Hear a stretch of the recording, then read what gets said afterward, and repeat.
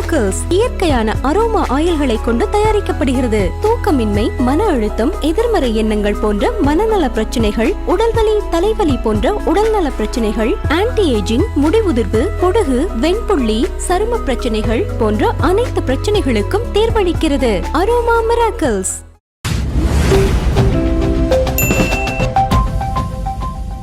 அவருடைய தொகுதியான திருச்சி கிழக்கில் வேட்புமனு தாக்கல் பண்ணிட்டு ஒரு பாயிண்ட்ல பிரச்சாரம் பண்ணிட்டு அவரு கிளம்பிட்டாரு.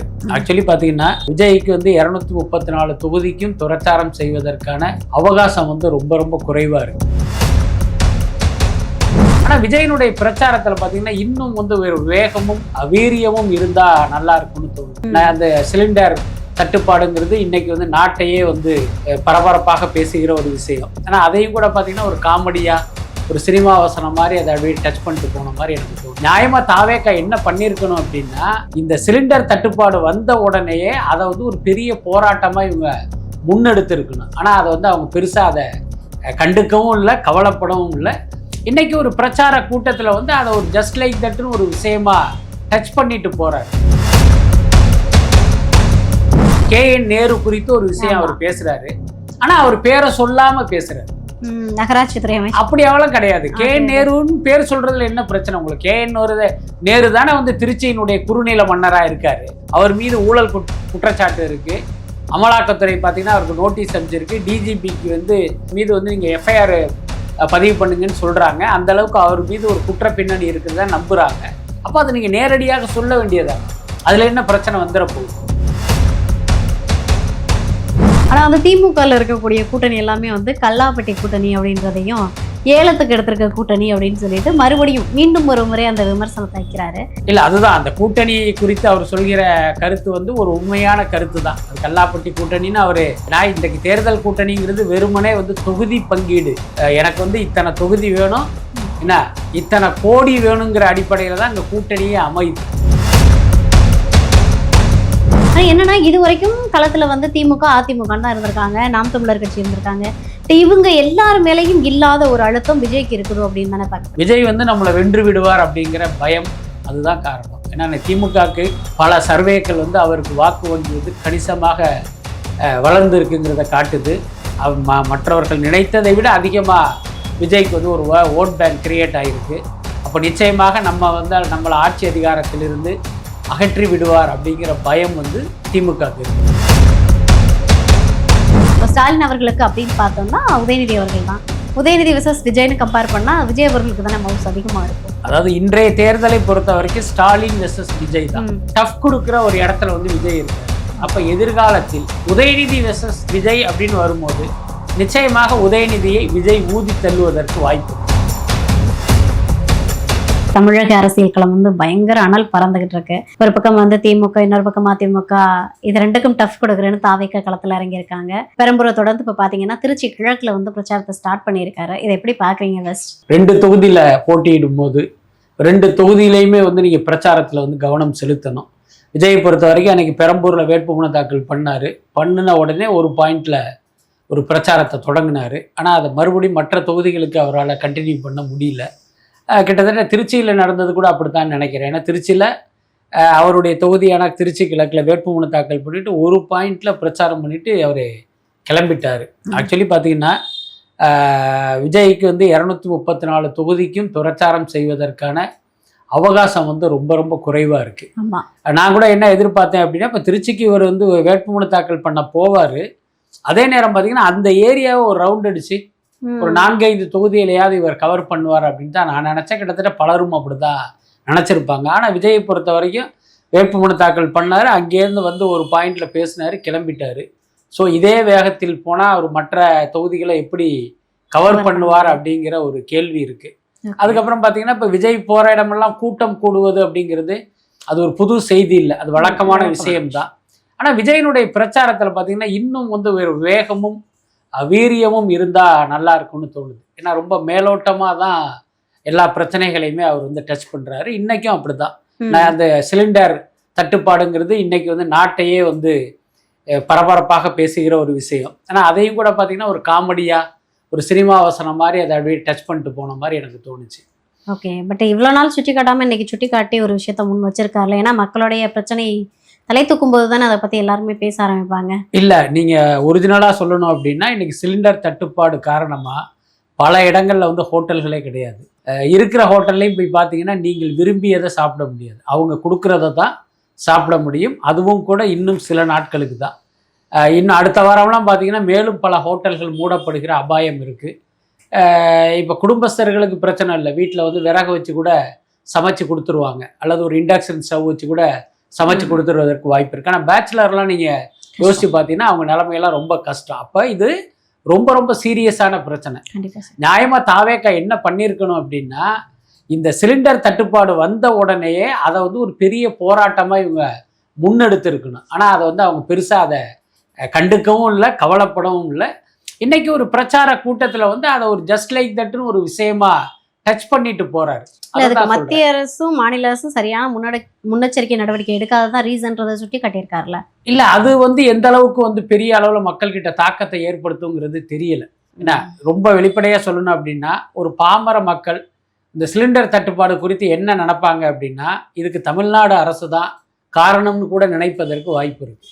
ஏன்னா இது வந்து இவங்களுடைய கண்ட்ரோல் இல்லைங்கிற உண்மையே அவங்களுக்கு தெரியாது. அப்ப உங்களை போன்ற கட்சி தலைவர்கள் இதுக்கு பின்னால் உள்ள அரசியலை இது யாருடைய கண்ட்ரோலில் இருக்குங்கிறதால நீங்கள் சொல்லணும். நான் என்ன யோசிக்கிறேன் அப்படின்னா, இப்போ சிலிண்டர் தட்டுப்பாடுடைய உண்மையான காரணத்தை கையில் எடுத்தோம் அப்படின்னா ஸ்டாலினை காப்பாற்றுற மாதிரி ஆகிடும். ஸோ அப்படி ஆகிடக்கூடாதுங்கிறதுனால அப்படி போகிற போக்கில் இவர் மீதும் தப்பு அவர் மீதும் தப்பு அப்படிங்கிற மாதிரி சொல்லிட்டு கடந்து போயிட்டாரோன்னு எனக்கு தோணுது. அரசியல் எதிரி கொள்கை எதிரின்ற மாதிரி ரெண்டு பேரையுமே அப்படி லேசா டச் பண்ணிட்டு அப்படி வேற இடத்துக்கு நகர்ந்துட்டாருன்னு தான் எனக்கு தோணும். கண்டிப்பா விஜய் அவர்கள் பேசின விஷயத்த பேசலாம். அதுக்கு முன்னாடி அந்த பிரச்சார இடத்துக்கு போறதுக்கு முன்னாடியே பாத்தீங்க அப்படின்னா, ஒரு காவல்துறையோட வாகனம் வந்து ஒரு பெண்ணை வந்து இடிக்கிற மாதிரியான விஷயம் பார்க்க முடிஞ்சது. இது வந்து ரிபீட் ஆகக்கூடிய ஒரு விஷயம். ஏன்னா தஞ்சாவூர்லயுமே வந்து அந்த காவல்துறை வாகனமானது பின்னோக்கி வந்து நிறைய பேர் மேலே இடிச்சதை பார்க்க முடிஞ்சு. அப்ப இது காவல்துறை வேணுக்குனே சதி பண்ணதோ அப்படின்ற ஒரு பெரிய கேள்வி இருக்குல்ல சார்? இல்லை, அப்படியெல்லாம் நம்ம கொச்சைப்படுத்த வேண்டிய அவசியம் இல்லை. நீங்கள் காவல்துறையினருடைய பாயிண்ட் ஆஃப் வியூலேருந்து பார்த்தா, விஜய்னு ஒருத்தர் வரும்போது மிகப்பெரிய அளவில் மக்கள் கூட்டம் இருக்கும். அதை எப்படி கண்ட்ரோல் பண்ணுறது, யாருக்கும் எந்த பாதிப்பும் இல்லாமல் வெற்றிகரமாக விஜயை வந்து பத்திரமா திருப்பி அனுப்புகிற வரைக்கும் எந்த அசம்பாவிதமும் நடக்கக்கூடாது அப்படிங்கிறதே காவல்துறைக்கு வந்து ஒரு பெரிய டாஸ்காக இருக்கும். அந்த அளவுக்கு இப்போ காவல்துறை வந்து தாவேக்கா போகிற இடத்துலையோ இல்லை விஜய் போகிற இடத்துக்கோ பாதுகாப்பு கொடுக்குதுன்னா கொடுக்க மாட்டேங்கிறாங்க தானே? இல்லை, அதுதான் என்னன்னா, உங்களுக்கு வந்து ஒரு 50 போலீஸ் தேவைப்படுற இடத்துல ஒரு 5 பேரை 10 பேரை அனுப்புவாங்க. அது ஒரு மேலிடத்தின் அழுத்தம், அதெல்லாம் நம்மளால புரிஞ்சுக்க முடியுது. ஆனால் விஜய்க்கு பாதுகாப்பு கொடுக்குற ஒரு காவல்துறையினர் வேணும்னே அந்த தொண்டர்களை மோதுனாங்க, இடிச்சாங்க, அல்லது ஒரு விபத்தை ஏற்படுத்தினாங்க அப்படின்னு அப்படி ஒரு அர்த்தம் கற்பிக்க வேண்டிய அவசியம் இல்லை. அரசியலுக்காக அவங்க செய்வாங்க. ஒருவேளை பார்த்தீங்கன்னா ஒரு தற்செயலாக நடந்த விபத்தை கூட இங்கே பாருங்க வேணும்னே மோதினார் அப்படின்னு கூட வந்து ஒரு வீடியோவா நம்மளை கிரியேட் பண்றதுக்குலாம் வாய்ப்பு இருக்கு. பட் அது நம்ம வந்து ஒரு ஊடகவியலாளராக அப்படி நினைக்க வேண்டிய அவசியம் இல்லைன்னு நினைக்கிறேன். அதே நேரம் காவல்துறையை ஆளும் கட்சி வந்து நிச்சயமாக வந்து ஒரு அழுத்தம் கொடுப்பாங்க, அவங்க நினைச்ச மாதிரி செயல்பட வைப்பாங்க, அதெல்லாமே நடக்கும், அதுல எல்லாம் மாற்றம் இல்லை. அதே நேரம் அவர்களுடைய பாயிண்ட் ஆஃப் வியூல உள்ள பிரச்சனையும் நம்ம புரிஞ்சுக்கணும். ஏன்னா இது 2வது முறை இல்லையா? ஃபர்ஸ்ட் தடவை தஞ்சாவூர்ல நடந்தது ஓகே, ஏன்னா ரிவர்ஸ் போய் அந்த பிரச்சனை நடந்தது. இப்போ முன்னாடி போயிட்டு இருக்க வாகனம் விலை இடிக்குதுன்றப்போ ஒரு காவல்துறைக்கு இந்த மாதிரியான செயல்ல பொறுப்பற்ற முறையை காமிக்குதான்னு பார்க்க வேண்டியது இருக்குல்ல. அதாவது ஒரு காவல்துறை, ஒரு காவலர், நீங்க சொல்ற மாதிரி ஒரு தவறு செய்ததா வச்சுக்கலாம், ஒரு சிலர் இல்ல, ஒரு காவலர் இந்த மாதிரி மோதுறாரு அல்லது ஒரு காவலர் ரிவர்ஸில் எடுத்துட்டு போய் இப்படி பண்றாரு அப்படின்னு வச்சுக்கிட்டாலும் அதை வந்து ஒரு ஒட்டுமொத்த காவல்துறையின் செயல்பாடா நம்ம அடையாளப்படுத்த வேண்டிய அவசியம் இல்லைன்னு நினைக்கிறேன். ஒருவேளை அந்த ஒரு காவல்துறை காவலர் யாரோ ஒருத்தர்னால இரிட்டேட் ஆகி, என்ன ஒரு தொண்டர் அவரை இரிட்டேட் பண்ணியிருப்பாரு, அல்லது இவர் சொன்னதை அவர் கேட்டிருக்க மாட்டாரு. ஸோ அது மாதிரி கூட ஒரு விரோத மனப்பான்மையில வேணா நடக்கலாம். அதனால அதை ஒட்டுமொத்த காவல்துறையினுடைய செயல்பாட்டோட முடிச்சு போட வேண்டிய அவசியம் இல்லைன்னு நினைக்கிறேன். பெரம்பூர்லயும் சரி குளத்தூர்லயும் சரி விஜய் அவர்கள் பேசினது வந்து கிட்டத்தட்ட ஒரே கருத்தை தான் பேசியிருந்தாரு. பெருசா வந்து பிரச்சனைகளையோ இல்லை அந்த தொகுதிக்கு நான் என்ன பண்ண போறேன் அப்படின்றதையோ சுட்டி காட்டல. பட் திருச்சி கிழக்குல அப்படி இல்லை. போன உடனே வந்து பிரச்சனைகளை முதல்ல சுட்டி காட்டினாரு. கேஸ் தட்டுப்பாடு இருக்குது, அதே மாதிரி வந்து அடிப்படை வசதிகள், சாலை, உரிய அந்த படிப்புக்கான அந்த பேஸ்ன்றது சரியா இல்லை அப்படின்ற விஷயத்தெல்லாம் சுட்டி காட்டியிருந்தாரு. ஸோ இப்போதான் வந்து 2 தொகுதிகளை கடந்த 3வது தொகுதியில தான் மக்கள் பிரச்சனை எடுத்து பேச ஆரம்பிச்சிருக்காரோன்னு பார்க்கலாமா? அதான் விஜயை பொறுத்த வரைக்கும் ஒரு அனுபவம் வாய்ந்த நடிகராக இருந்தாலும் அனுபவம் இல்லாத அரசியல்வாதி தான். அதனால விஜயை பொறுத்த வரைக்கும் இப்போ அரசியல்ங்கிறது அவருக்கு வந்து ஒரு லேர்னிங் ப்ராசஸ். அந்த ஸ்டேஜில் தான் அவர் இருக்கார். அதனால தான் நம்ம வந்து விஜயனுடைய பேச்செல்லாம் ரொம்ப விமர்சனம் பண்ணாமல் இருப்பதற்கு இதுதான் காரணம். ஒவ்வொரு கூட்டமாக பேசி பேசி அவருக்குன்னு ஒரு பயிற்சியும் அனுபவம் வர்றதுனால இப்போ கொஞ்சம் கூடுதலாக அதை டீல் மக்களுடைய பிரச்சனைகள். அதே நேரம் இது வந்து தேர்தல் நேரம். அதனால என்னன்னா நீங்க இன்னுமே அதே லேர்னிங் ப்ராசஸ்லயே இருக்கக்கூடாது. இது என்னன்னு கேட்டா இறங்கி அடிக்க வேண்டிய நேரம். கிடைக்கிற ஒவ்வொரு பாலையுமே நீங்க சிக்ஸர் ஆக்கணும். அதனால அந்த பார்வையோட விஜய் வந்து அணுகணும் அப்படிங்கிறது தான். இப்ப ஒன்றும் இல்லை, இன்னைக்கு பேசுனதுலயே KN நேரு குறித்து ஒரு விஷயம் அவர் பேசுறாரு. ஆனா அவர் பேரை சொல்லாம பேசுறாரு.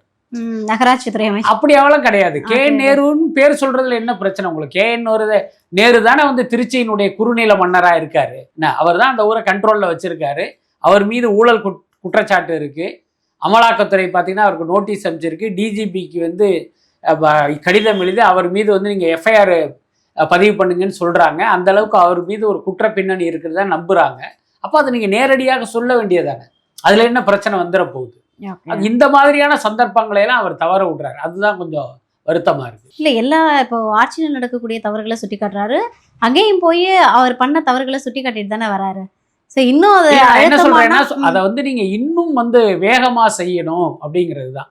அதனால நீங்க யாருக்குமே பயப்படாத ஒரு ஹீரோ. சினிமாவில் எப்படி இருக்கீங்க, ஒரே கையால 10 பேரை அடிக்கிறீங்கல்ல, அந்த மாதிரி அரசியல்லையும் விஜய்னா யாருக்கும் பயப்பட மாட்டார் அப்படிங்கிற வந்து ஒரு எண்ணம் வந்து மக்கள் கிட்ட வரணும். அப்படின்னா யாரு குறித்தும் வந்து கவலைப்படாம உங்களிடம் இருக்கிற ஆதாரங்களின் அடிப்படையில் வந்து நீங்க பொளந்து கட்டணும். அதுதான் சரியான அரசியலாக இருக்க முடியும். அதை விட்டுட்டு போற இடமெல்லாம் 3 எழுத்து அமைச்சர் 4 எழுத்து அமைச்சர் நீங்க சினிமா கிசு மாதிரி பேசிட்டு போகலாம் பேசுறதுக்கான காலம் இல்லை. ஆமா அது இது அந்த காலம் இல்லை. இது வந்து பாத்தீங்கன்னா ஒன் டே மேட்ச் கூட கிடையாது. இது வந்து ஒரு 20-20 மாதிரி. அப்ப நீங்க ஒவ்வொரு பாலையுமே வந்து அடிக்கணும். அதை வந்து விஜய்க்கு புரியணும். ஆனா விஜயனுடைய செயல்பாடுகளை பாத்தீங்கன்னா இதை ஒரு டெஸ்ட் மேட்ச் ஆடுற ஒரு வீரருடைய மனநிலையில தான் அவர் இருக்காரு. அதனாலதான் நம்ம அதை இன்னும் களத்தை வந்து இறங்கி அடிக்க ஆரம்பிக்கல. நிச்சயமாக. ஓகே, மேபி வந்து இப்போதான் பிரச்சாரத்தை ஸ்டார்ட் பண்ணியிருக்காருன்றதுனால அந்த மேலோட்டமான இது இருக்கலாம். ஏன்னா இதுக்கு முன்னாடி பேசின பல இடங்கள்ல வந்து நேரடியாகவே தாக்கி பேசியிருக்காரு. சிஎம்ஏயா இருக்கட்டும், சரி இருக்கக்கூடிய அமைச்சர்களையா இருக்கட்டும். மேபி இன்னும் அடுத்தடுத்த களம் போகும்போது இறங்கி அடிக்கலாம்னு நினைக்கிறேன். இதுக்கப்புறமே பார்த்தீங்க அப்படின்னா விஜய் அவர்கள் ஒரு விஷயத்தை மென்ஷன் பண்ணியிருப்பாங்க. திமுகவில் இருக்க எல்லாருமே வந்து ஊழல்வாதியாக இருக்காங்க, மக்களுடைய பணத்தை கொள்ளையடிச்சிருக்காங்க, அடிப்படை தேவை கூட செஞ்சு கொடுக்கல. ஆனால் தாவேக்க வந்து 100% எப்படி 100% வந்து நியாயமான சரியான ஆட்சியை கொடுக்கும், ஊழலற்ற ஆட்சியை கொடுக்கும்னு சொல்லியிருக்காரு. இது பாசிபிள் நீங்க நினைக்கிறீங்களா சார்? அதாவது எல்லா கட்சியும் சொல்கிற ஒரு செய்தி தான் அது. விஜய் அவர்களால கொடுக்க முடியும்ல? இல்ல, நடைமுறையில் அது சாத்தியம் இல்லை. அதாவது விஜய் எப்படி கொடுக்கணும்னு நினைக்கிறாரு. அவருடைய நினைப்பை வந்து நம்ம நிச்சயமா பாராட்டுவோம். அந்த நோக்கத்தையும் வந்து நம்ம வரவேற்கிறோம். ஆனா யதார்த்தத்தில் அது சாத்தியம் இல்லை. என்னன்னா உங்களை விட்டுருங்க, உங்க பின்னால் இருக்கிற 233 பேரும் யாருன்னு பார்க்க வேண்டிய கட்டாயம் இருக்கு. அந்த 233 பேரில் எத்தனை பேர் வேறு கட்சியிலிருந்து வந்திருக்காங்க, வேறு கட்சியில் அமைச்சராக இருந்து வந்தவங்களும் இருக்காங்க, வேற கட்சியில் எம்எல்ஏவா வந்தவங்களும் இருக்காங்க, வேறு கட்சியில் முக்கிய பதவியில் இருந்து வந்தவங்களும் உங்க வேட்பாளரா இருக்காங்க. நீங்க வந்து உங்களை வச்சு கொடுக்குறீங்க, நாங்க உங்களை நம்புறோம். ஆனா உங்கள் பின்னால் இருப்பவர்களே அந்த மாதிரி நம்ப முடியுமா? அதான் நம்முடைய கேள்வி. ஓகே சார், இப்போ விஜய் அவர்கள் வந்து கூட்டணிக்காக ஃபஸ்ட்டு வந்து ஒரு அடி போட்டாங்க விக்ரவாண்டியில். பட் இப்போ வரைக்குமே கூட்டணிக்கு யாரும் போகலை. ஆனால் வந்து திமுகவில் இருக்கக்கூடிய கூட்டணி எல்லாமே வந்து கல்லாப்பட்டி கூட்டணி அப்படின்றதையும் ஏலத்துக்கு எடுத்திருக்க கூட்டணி அப்படின்னு சொல்லிட்டு மறுபடியும் மீண்டும் ஒரு முறை அந்த விமர்சனத்தை வைக்கிறாரு. இது மட்டும் இல்லாமல் திமுகவும் பாஜகவும் வேற வேற கிடையாது அப்படின்ற ஒரு வாதத்தையும் வைக்கிறாரு. எப்படி பார்க்குறீங்க? இல்லை, அதுதான் அந்த கூட்டணி குறித்து அவர் சொல்கிற கருத்து வந்து ஒரு உண்மையான கருத்து தான். அது கல்லாப்பட்டி கூட்டணின்னு அவர் காமெடியாக சொன்னாலும் அது ஒரு பணத்தின் மீது கட்டப்பட்ட கூட்டணி தான். ஏன்னா இன்றைக்கு தேர்தல் கூட்டணிங்கிறது வெறுமனே வந்து தொகுதி பங்கீடு சீட்டு மட்டும் கிடையாது, அதுக்கு பின்னால நோட்டும் இருக்கு. எனக்கு வந்து இத்தனை தொகுதி வேணும், என்ன இத்தனை கோடி வேணுங்கிற அடிப்படையில தான் இங்க கூட்டணியே அமையுது. ஏன்னா மற்ற கட்சிகள் எல்லாம், மற்ற அதிமுக திமுகலாம் பார்த்தீங்கன்னா உங்களுக்கு வந்து நோட்டும் சீட்டும் தான் தருவாங்க.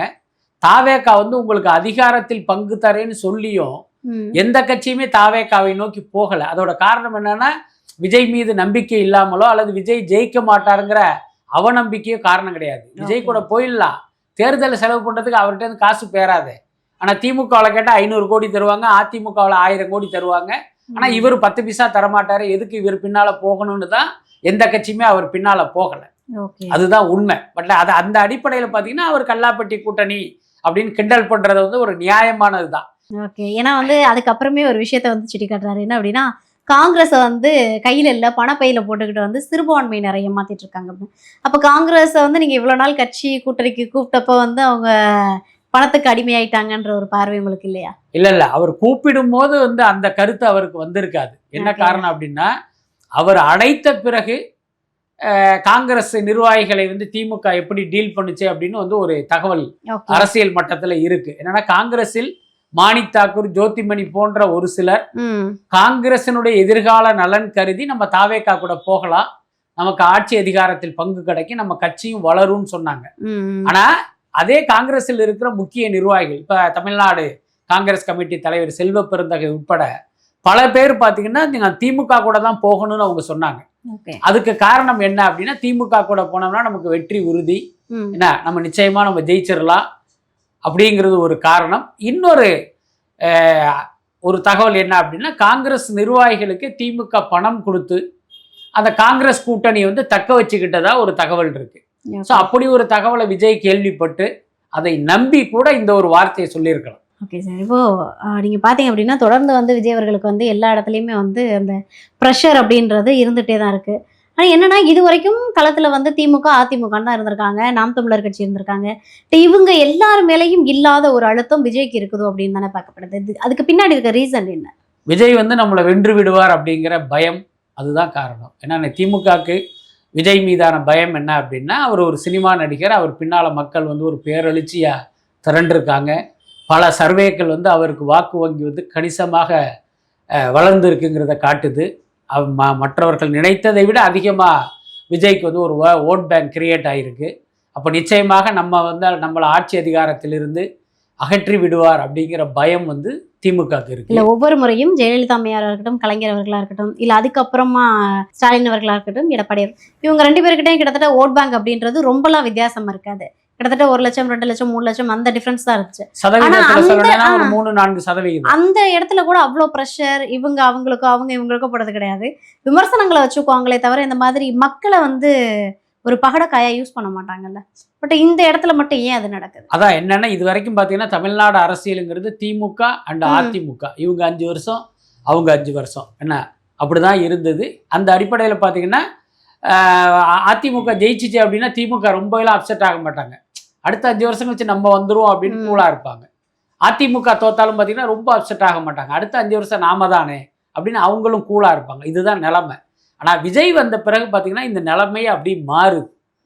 விஜய் ஒருவேளை தலையெடுத்துட்டா இப்போ நாமெல்லாம் எதிர்காலத்தில் ஆட்சிக்கு வரவே முடியாத ஒரு சூழல் உருவாகிடுமோ அப்படின்ட்டு திமுகவுக்கும் பயம், அதிமுகவுக்கும் பயம். முக்கியமாக திமுகவை பொறுத்த வரைக்கும் இன்னைக்கு அவங்க பவரில் இருக்காங்க, அந்த பவரை விஜய் காலி பண்ணிடுவாருங்கிற பயம் வந்து திமுகவுக்கு இருக்கு. அதிமுகவுடைய பயம் என்ன அப்படின்னா, இப்போ வந்த சர்வே முடிவுகள் எல்லாமே அதிமுகவை 3வது இடத்துக்கு தள்ளிட்டு விஜய் வந்து 2வது இடத்தை நோக்கி வர்றாரு. அது இல்லாமல் இவர் சமீப காலமாக அண்ணா, எம்ஜிஆர், ஜெயலலிதா குறித்தால ரொம்ப ஒரு சாஃப்டான ஒரு ஸ்டாண்ட் எடுக்கிறாரு. அது வந்து அதிமுகவுடைய அந்த தொண்டர்களையே இவர் பக்கம் நகர்த்தி விடுகிற ஒரு சூழல் இருக்கு. அது வந்து அவங்களுக்கு ஒரு பெரிய சிக்கலை கொடுக்குது. அப்புறம் நாம் தமிழர் கட்சி பற்றி சொல்ல வேண்டியதில்லை. அவர்கள் வாங்கிய 36 லட்சம் வாக்குகளில் 30 லட்சம் வாக்குகள் விஜய்க்கே செல்லுகிற ஒரு சூழல் இருக்கு. சொல்லப்போனால் இந்த தேர்தலுக்கு பிறகு நாம் தமிழர் கட்சி தமிழக அரசியல்லே ஒரு லட்டுப்பேடு கட்சியா மாறுவதற்கான ஒரு சூழலும் இருக்கு. அந்த பயம் இன்னைக்கு சீமான போற இடமெல்லாம் புலம்ப வச்சிருக்கு. ஸோ இதுதான் காரணம். பல பேர் கட்சி ஆரம்பிக்கிறாங்க. உதாரணத்துக்கு பாருங்க, கமல்ஹாசன் கட்சி ஆரம்பிக்கும் போது கூட இந்த மாதிரியான விமர்சனங்கள்லாம் வரல. என்ன காரணம்? இவர் பின்னால மக்கள் இல்லை, இவரால் அரசியலில் வந்து ஜெயிக்க முடியாதுங்கிற எண்ணம் வந்து எல்லாருக்குமே இருந்தது. ஆனா விஜய் விஷயம் அப்படி கிடையாது. விஜய் வந்து அவர் வார்த்தையில சொல்லணும்னா ஒரு உச்சத்தில் இருந்த நடிகர் அவர். அதனால அவருக்கு வந்து மக்கள்கிட்ட ஒரு பெரிய செல்வாக்கு இருப்பதால் இவங்களுக்கு பயமும் பதட்டமும் ஏற்பட்டிருக்கு. இல்லை இப்படியும் நம்ம பார்க்கலாம்ல. ஏன்னா வந்து களம் வந்து விஜய் விசஸ் உதயநிதினு மாறும்போது உதயநிதிக்கு சப்போர்ட் இருக்கான்னு பார்த்தா அது 10ல் ஒரு 5 பங்கு கூட இருக்காதுல்ல. ஆனா விஜய் அவர்களுக்கு அப்படி இல்லைல்ல. ஏன்னா இப்போ அந்த பலமான ஒரு தலைவர் அதிமுகலையும் கிடையாது. இப்போ ஸ்டாலின் அவர்களுக்கு அப்படின்னு பார்த்தோம்னா உதயநிதி அவர்கள் தான். உதயநிதி விசஸ் விஜய்னு கம்பேர் பண்ணா விஜய் அவர்களுக்கு தானே மவுஸ் அதிகமா இருக்கும். அதாவது இன்றைய தேர்தலை பொறுத்த வரைக்கும் ஸ்டாலின் வெர்சஸ் விஜய் தான். ஸோ அப்படி இருக்கும் போதே ஸ்டாலினுக்கு டஃப் கொடுக்குற ஒரு இடத்துல வந்து விஜய் இருக்காரு. அப்ப எதிர்காலத்தில் உதயநிதி வெர்சஸ் விஜய் அப்படின்னு வரும்போது நிச்சயமாக உதயநிதியை விஜய் ஊதி தள்ளுவதற்கு வாய்ப்பு இருக்கு. ஓகே. என்ன உங்க எல்லாருக்குமே தெரியும், இப்ப உதயநிதி துணை முதல்வர், என்ன கட்சியில வந்து ஒரு முக்கிய பொறுப்புல இருக்காரு. ஆனாலும் என்ன எதிர்காலத்தில் பார்த்தீங்கன்னா திமுக இப்படியே கட்டுக்கோப்பா இருக்கும், இன்று இருக்கிற நிர்வாகிகள் எல்லாருமே உதயநிதி பின்னால் இருப்பாங்க அப்படிங்கிறதுக்கு எந்த உத்தரவாதமும் இல்லை. நான் என்ன சொல்ல வரேன்னு உங்களுக்கு புரிஞ்சிருக்கும்னு நினைக்கிறேன். ஸோ அந்த மாதிரியான ஒரு சூழல்ல பார்த்தீங்கன்னா விஜயால பார்த்தீங்கன்னா எளிதில் வந்து திமுகவை வந்து வென்று விட முடியும்.